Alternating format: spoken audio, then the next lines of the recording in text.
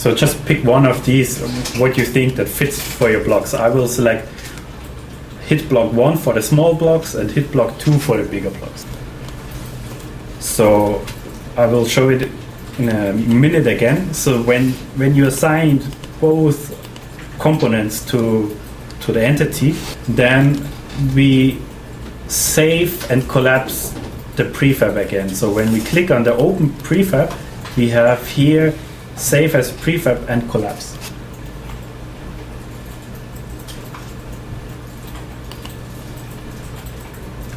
Then we can see the plus went away and it's closed again. So now all my blue blocks already have these components, but I just need to change one yellow block and it will affect all other yellow blocks. So I select the yellow one and also make it editable again. And do the same again. Pick the entity, assign the have a rigid body, and change the motion type to fixed. And again also assign a Lua script. And this time, because it's the bigger block, I will select the script for 2 hits. So when I assigned these 2 components, I click again on the prefab and resave it and collapse. Then I can save my scene and do another test. So here I see a little Lua script error, so I can ignore that and just check it out for a second.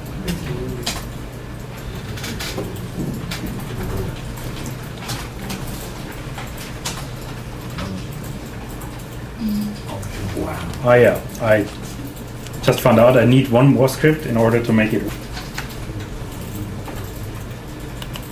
In the main layer, there is a script called scene script file.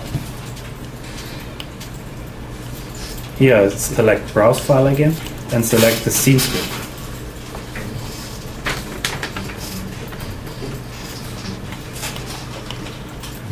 Save again and try again. Yeah. So now I can do a first playtest.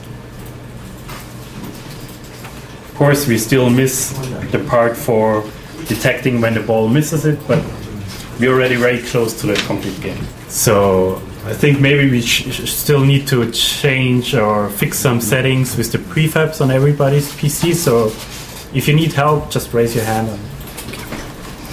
Okay, so we just need to add the box at the bottom that detects when the ball is falling below the pad.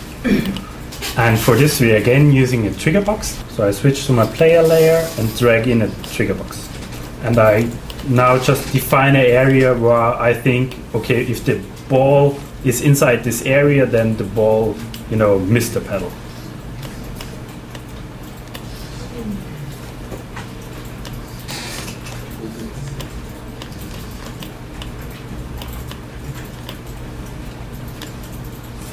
I wouldn't make it too big or too close to the pedal because sometimes you can recover the ball.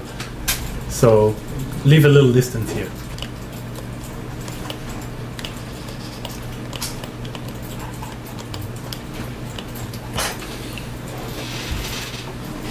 Okay, when we placed that trigger box, we also assign it a script. Assign the Lua script, and here we browse and select the destroy script.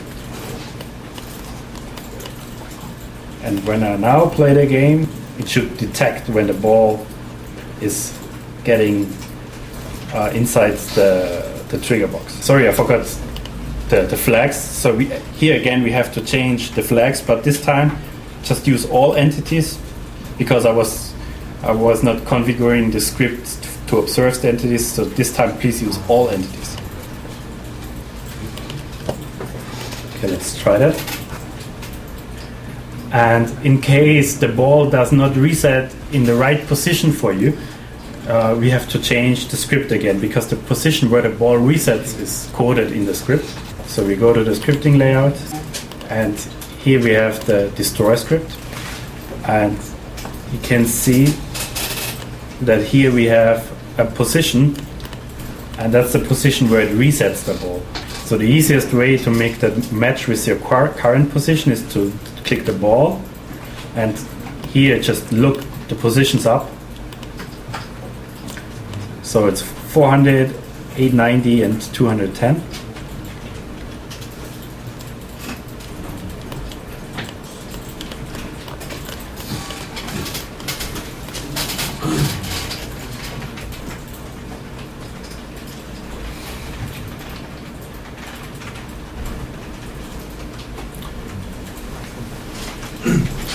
Okay, so when you reach this stage, you already successfully made your first game.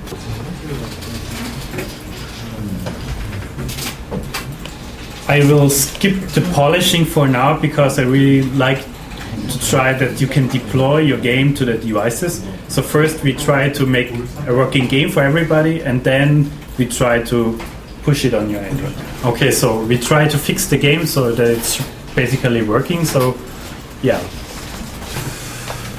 Okay, before we deploy it on the device, we have to fix the camera position so that you know that it's always focused on the board. Otherwise, you're looking somewhere and not looking at the board. So for this, we insert a path camera.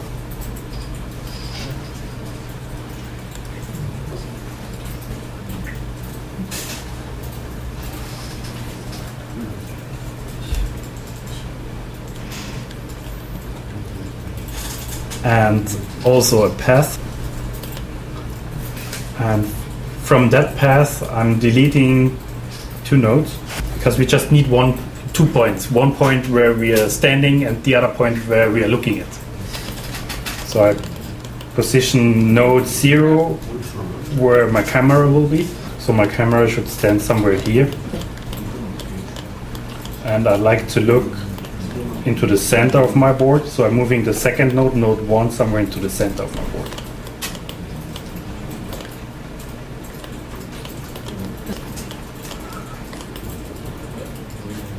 Yeah, maybe something like this. And important now is to give the path object key, which should be cam and path, exactly like this with uppercase P.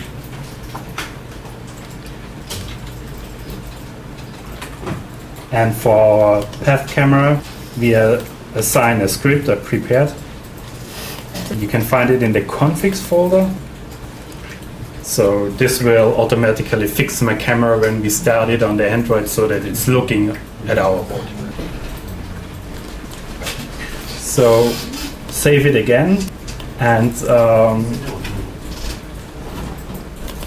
yeah, now we're actually ready to deploy it on our device. Somebody needs help with the path?